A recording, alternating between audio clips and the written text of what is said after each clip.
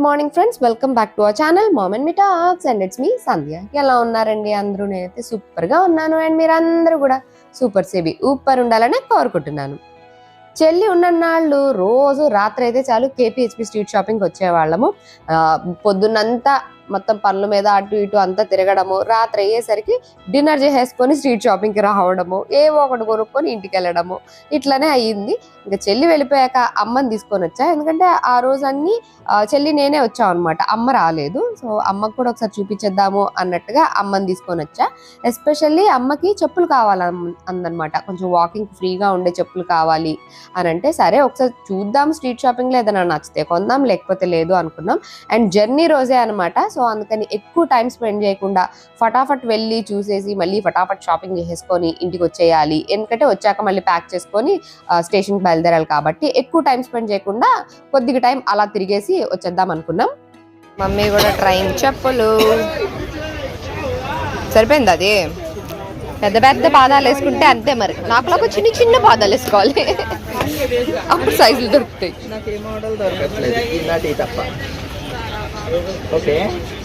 దాంట్లో పెద్ద సైజు ఉన్నాయి, ఇగో ఇది దానికన్నా పెద్దది కదా. ఇదెంత? ఇది ఫిక్స్డ్ 250 అంట. మరీ పెద్దగా ఉంది.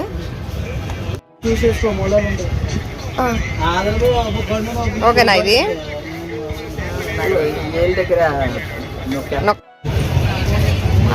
Always Kukatpally street shopping. అతజీ ఎప్పుడు పిండీసులు, క్లిప్పులు, టక్ టక్ పిల్లు ఎన్ని కొంటామే. క్లిప్పులు కావాలి. మొత్తానికి కుకట్పల్లి షాపింగ్ వచ్చి వాళ్ళని షాపింగ్ చేసాము. చెప్పులు, క్లిప్పులు, నల్లపూసలు అవి కొన్నాను. మొత్తానికి పేపేసి చూస్తావు కదా, ఇదే స్ట్రీట్ షాపింగ్. అండ్ అమ్మ వెళ్ళే రోజే బైక్ కూడా పంపించేస్తున్నాం అనమాట. మీకు ఆల్రెడీ మనం వ్లాగ్స్ చూసిన వాళ్ళకైతే ఐడియా ఉండే ఉంటుంది. ఇది నాన్న పాత బైక్, నాన్న ఎలక్ట్రిక్ బైక్ కొనుక్కునే ముందు ఈ యాక్టివా వాడేవాళ్ళు అనమాట, తర్వాత ఎలక్ట్రిక్ బైక్ కొనుక్కున్నారు. నేను యూజువల్గా ఆయన్ని హబ్సిగూడ దగ్గర డ్రాప్ చేసి రావడము, అట్లాగా రోజు పిక్ అండ్ డ్రాప్లు చేస్తూ ఉండేదాన్ని, ఎందుకంటే నాకు బైక్ హ్యాండీగా చేతిలో ఉండాలి కాబట్టి. సో తర్వాత ఇంకా రోజు ఈ డ్రైవర్ ఉద్యోగం ఎందుకు అని చెప్పి మా నాన్న ఆయన పాత బైక్ పంపించేశారనమాట. సో దట్ ఈయన రోజు వెళ్ళి హబ్సిగూడ మెట్రో స్టేషన్లో పార్క్ చేసేసి మెట్రోలో ఆఫీస్కి వెళ్ళి వచ్చేవారు, మళ్ళీ వచ్చిన తర్వాత బైక్ తీసుకొని వచ్చేసేవాళ్ళు అనమాట.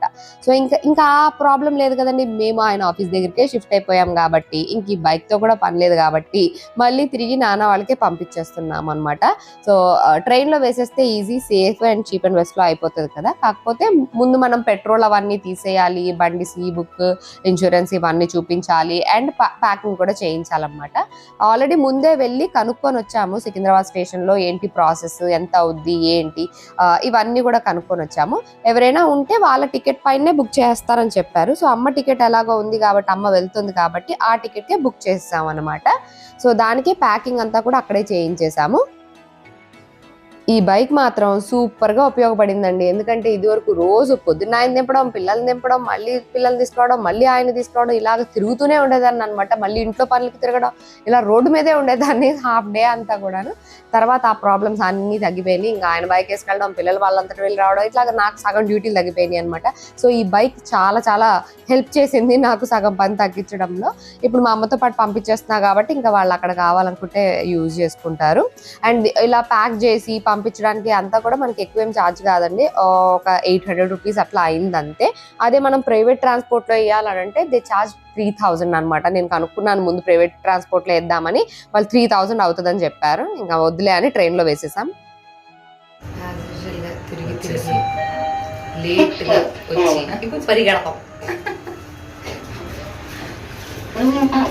మనం ముందుగా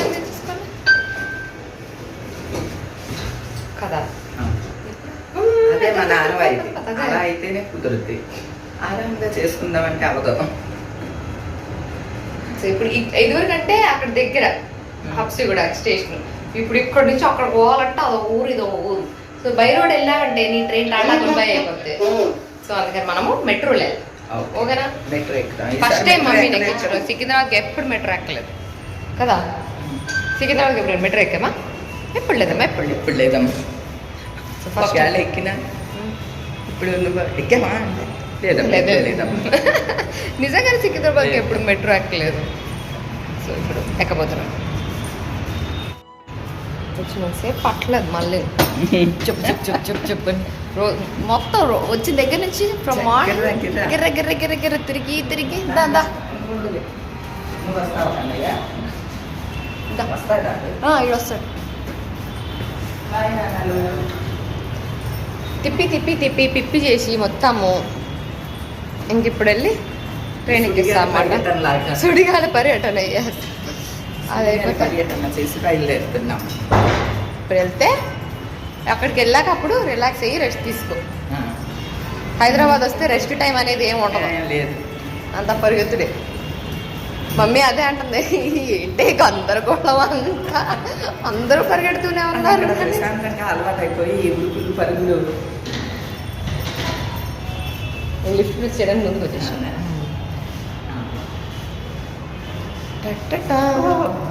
ఉరుకులు పరుగులు జంపింగ్. ఇప్పుడు ట్రాఫిక్ బాగుంటుంది. మెట్రో అనుకున్నా కానీ కష్టం. మళ్ళీ అక్కడ దిగి అక్కడికి ఇక్కడ దిగి అక్కడ లగేజ్ కూడా ఉంది కాబట్టి వద్దులే అని క్యాబ్ బుక్ చేసుకున్నాం. క్యాబ్లో వెళ్ళిపోదాం. ఇప్పుడు ఆ పద్మ వ్యూహంలోంచి తిప్పుకుంటూ తీసుకువెళ్తాడు. ఆటో అయితే కరెక్ట్గా తీసుకెళ్తాడు. ఆటో అయ్యో బైక్ వెళ్ళిపోయింది. 28:30 అనుకుంటా. అమ్మా మొత్తానికి మా కొత్త కమ్యూనిటీ ఎలా ఉంది? చాలా బాగున్నది. అన్నీ ఉన్నాయి, అన్ని ఫెసిలిటీస్ ఉన్నాయి. చాలా బాగా నచ్చింది నాకు. ఇందులో తీసుకోపోయారా అని అంటున్నాను. కొనాలంటే 3 కోట్లు అంటండి. ఎక్కడ ఉన్నాయి?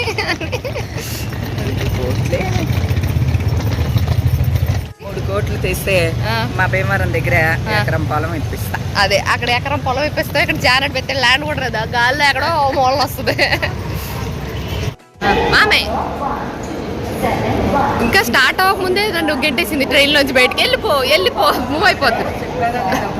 అసలు మూవ్ అవ్వట్లేదు. ఇంకా ఆవిడ చెప్పిందంటే మూవ్ అయిపోతుందని మా అమ్మ నన్ను బలవంతంగా ట్రైన్లోంచి తిప్పేసింది. వెళ్ళిపో అని చెప్పి. నేనేం చెప్పాను నీకు? మూవ్ అయినా పర్లేదు, నేను ట్రైన్లో దూకేయగలను, రన్నింగ్ ట్రైన్లోంచి చెప్పాను. అట్లాంటివి చేస్తాననే భయపడి మా అమ్మ ముందే గెంటేసింది అంటున్నాను. వెళ్తానులే, మూవ్ అయిపోతుంది. 5 నిమిషాల్లో వెళ్ళిపోతా.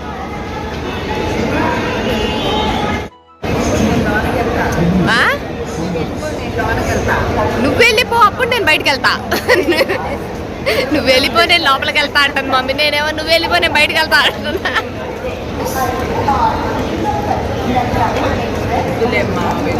వెళ్తానులే, ఎందుకు కంగారు పడతాం?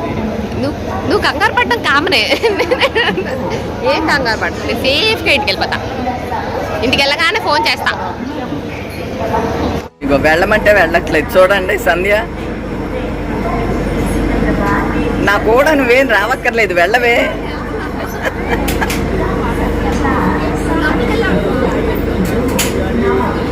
లేదు, ఎందుకు వచ్చావు? నువ్వు పట్టుకోవద్దు. రైట్ టైం ఎన్నింటికి అన్నా, నువ్వు వదిలేయి, నువ్వు ముట్టుకోకు. అయినా కూడా వద్దమ్మా.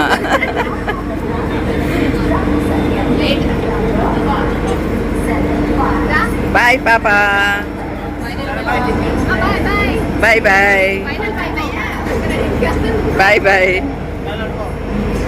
ఇంకా వెళ్ళిపో. బాయ్. చాలు, నేను వెళ్ళిపోతున్నాను. అదిగో ఇంకా వస్తుందా కోతిపిల్ల? వద్దు, వెళ్ళిపో.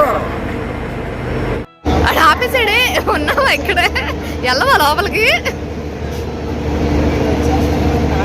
వెళ్ళినట్టే వెళ్ళి మళ్ళీ బయటకు వచ్చాడు. లోపలికి వెళ్ళవా? అగో ఫైనల్లీ బాయ్ మా. ఫోన్ చెయ్యి, నేను ఫోన్ చేస్తా, నువ్వు కూడా ఫోన్ చెయ్యి. ఓకే, మార్నింగ్ జాగ్రత్తగా వెళ్ళండి. నీతో పాటు వెహికల్ కూడా ఉంది కదా. డాడీకి చెప్పు, బాబాయ్కి చెప్పు. నేను కూడా ఫోన్ చేసి చెప్తా. జాగ్రత్త, వెనక్కే ఉండు. బాయ్. వెళ్తున్నానులే, నువ్వు వెళ్ళి లోపలికి వెళ్ళు. బాయ్. మొత్తానికి అమ్మ చెల్లి ఇద్దరు కూడా వెళ్ళిపోయారు. ఉన్నన్ని రోజులు అసలు టైం ఎలా గడిచిపోయిందో తెలియలేదండి. అసలు తెల్లారుతుంది రాత్రి అవుతుంది, తెల్లారుతుంది రాత్రి అవుతుంది, ఇంతే గుర్తుంది. అసలు ఏం చేస్తున్నావు, టైం ఎందుకు ఇట్లా పరిగెడుతుంది అన్నది కూడా అర్థం కాదు. ఎప్పుడైనా అంతే కదా, మనకి ఇష్టమైంది ఏదైనా చేసేటప్పుడు, ఇష్టమైన వాళ్ళతో ఉన్నప్పుడు ఆ టైం చాలా ఫాస్ట్గా గడిచిపోయినట్టు అనిపిస్తుంది. మనకి ఇష్టం లేని పని చేస్తున్నప్పుడు, మనకి నచ్చని వాళ్ళతో ఉన్నప్పుడు నిమిషానికి ఒక యుగంలాగా అనిపిస్తూ ఉంటుంది అనమాట. సో లిటరల్లీ అదే ఎక్స్పీరియన్స్ చేసి అసలు ఎట్లా గడిచిపోయినాయి ఈ రోజులన్నీ అని అనిపిస్తుంది అన్నమాట. టైం జస్ట్ ఇట్లా ఒక బ్లింక్ చేసే లోపల డే అయిపోయిందా ఏంటి అన్నట్టుగా అనిపించింది. సో ఇద్దరు అయితే వెళ్ళిపోయారు అండ్ ఇంకా నేను ఇంటికి బయలుదేరిపోయా అనమాట. మళ్ళీ మెట్రో క్యాబ్ ఇవన్నీ తలకాయ నొప్పి ఎందుకని ఆటో బుక్ చేసుకున్నాను, డైరెక్ట్గా ఇంకా ఇంటికి వెళ్ళిపోవచ్చు అని. సో అదండి ఇవాళ నా వీడియో. That's it for today friends. See you all in another video. Till then take care and by.